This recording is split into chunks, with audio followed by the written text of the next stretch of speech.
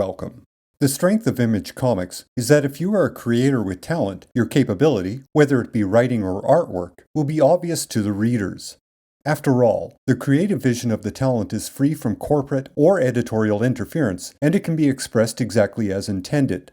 The only restriction is a creator's imagination and capability, and of course, their dedication to the material they are producing.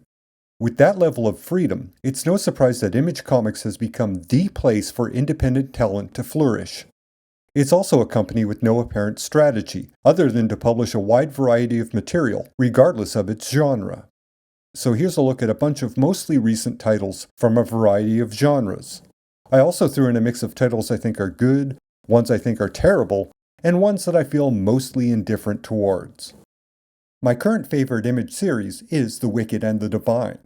The basic premise is that 12 gods are reincarnated, and they assume the roles of pop stars.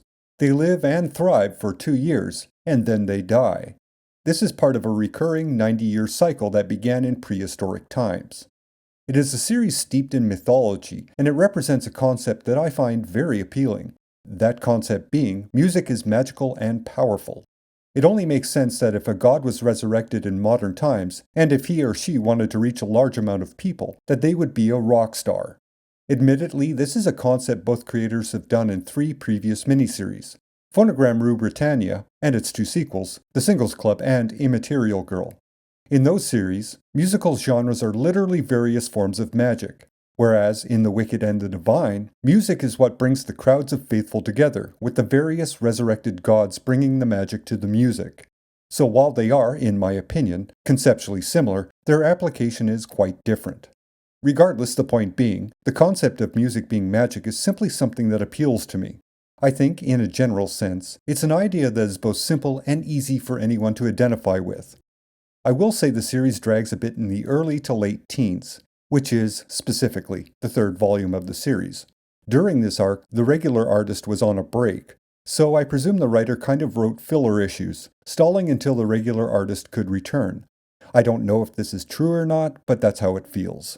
The series does get back on track soon after this arc, though.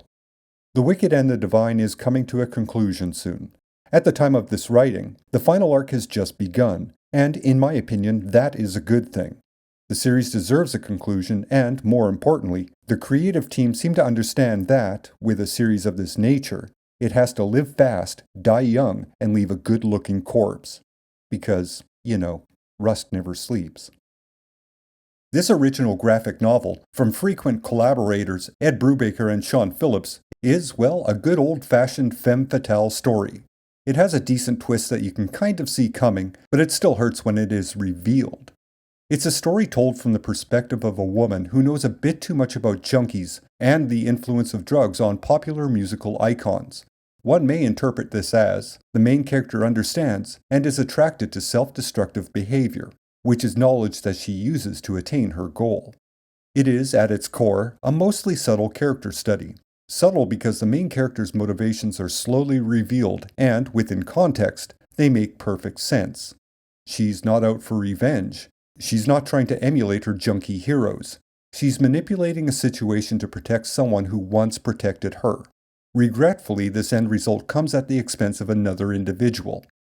For modern noir, you really can't get any better than Brubaker and Philips working together, and this is a solid entry in their already impressive bibliography. Hey, do you like violence? Then you'll probably like these 3 Luther Strode miniseries. If I had to characterize this trilogy, I would have to say it's conceptually similar to Flex Mentalo, and spiritually similar to Kick-Ass. Mind you, it lacks the depth of Flex, and it isn't as banal and moronic as Kick-Ass. The comic hints at there being a whole mythology to the series, but it never goes beyond a vague explanation of that concept. It is very, very surface level, which might be one of its strengths, all things considered. The 3rd and final part of this series is a big action movie put on paper. The artist does a really good job of visually holding the scenes together, but again its influences kind of stand out and overshadow the project. In the end, it comes off as a Dragon Ball Z project, as directed by the Wachowskis. Is it the worst thing ever? No, for what it is pretty decent, and it doesn't come off as aspiring to be more than what it is. It's a competent and breezy read, so there's that. This series is both a love and a hate letter to the best and the worst elements of the southern region of the United States. The story centers around the football coach, Coach Boss, who controls a small town with fear and violence. In fact, the whole series is about mean, nasty people doing rather mean and nasty things to one another. It's a series I should like more than I do. The fact that it's centered around sports culture makes this mostly uninteresting to me. It's not the focus of the story, but it is an element that is constantly in the background. It influences the series throughout. Also, it's an Image series that has gone wildly off schedule, with only one issue being printed in 2018. That suggests it's not a priority for the creative team.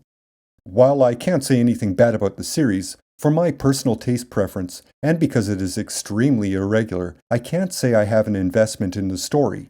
Perhaps, if it ever reaches a conclusion, I might go back and read it. But until then, it's not something I plan on following regularly. Monstrous is a title that gets consistently good reviews, and I can certainly understand its appeal. It's lavishly illustrated, and it establishes a consistent tone and direction right away. It's a high fantasy steampunk type of series that builds its own mythology right from the beginning. That being said, this is a genre that just doesn't work for my tastes. Like Southern Bastards, I can't say it's a terrible mess, nor is there anything wrong with it, other than to say the subject matter just puts me to sleep. If you like steampunk with a definite manga influence, then Monstrous will probably be a good choice for you. For anyone else, well, not so much. McQueen may be the shallowest thing I've read in a long time. I think the only positive thing I can say about this compilation of miniseries is, let's see. At least the covers indicate you need to keep your expectations low, unless you like cartoon tits. Then you can reasonably expect all the boobage you can handle. Otherwise, yeah, this is just terribly done bad girl trash. In stark contrast to the previous dismissive review, Sexcastle may be the funnest thing I've read in a while. Damn, this is good. This 200-page original graphic novel is basically a parody and homage to every Kurt Russell 80s action movie, or 80s action movies in general. There's also a few shades of Kill Bill thrown in for the hell of it. Shane Sexcastle is a recently released convict that wants to go straight and to give up his former killing lifestyle. To that end, he moves to a small town and he gets a job at a flower shop. But his old allies want him back in the murder game, so they track him down and try to change his mind. Violently. It's funny, fast-paced, and actually pauses for a few good character moments. It's also highly unrealistic and absurd, just like the movies it's parodying. Simply put, it's a comic book that was put together just right. Its pacing, tone, and characterization is right on the money. And it nails the subject matter so perfectly, it's like a comic book adaptation of an actual Kurt Russell movie from, say, 1988. Sex Criminals is another ongoing series that is regularly irregular.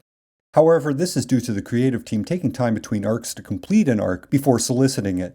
Although there's nothing official, it looks like the forthcoming arc, due to begin in January of 2019, will likely be the final arc of the story.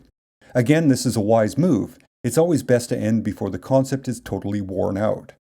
The series focuses on two people, Susie and John, both of whom have the unique ability to stop time when they orgasm. Once they discover one another, they become romantically involved, and hijinks ensue during these moments of stopped time. They also find out they're not as unique as they once presumed. Do I really need to say this is a mature title? It's a rather frank and explicit examination of male and female sexuality. To me, it's about discovering all the ins and outs, no pun intended, of this basic human activity. And it tries to be honest about it, which leads to some funny moments and a few uncomfortable ones too, as is the nature of actual honesty. Obviously, it's not a title for everyone, although it should be. I'm not suggesting this comic will enlighten you, but it does tackle an uncomfortable topic, sex and sexuality, with an appropriate mix of humor and candor. So there you go. I think that's a reasonable mix of mostly recent Image titles. This is a topic I'm going to get to again in the near future, with a video specifically looking at concluded series, like Fatale, and another about abandoned series, like Morning Glories. But these are topics for another time. That's it for today. Like, share, subscribe, and comment, and I will talk at you later. Until next time.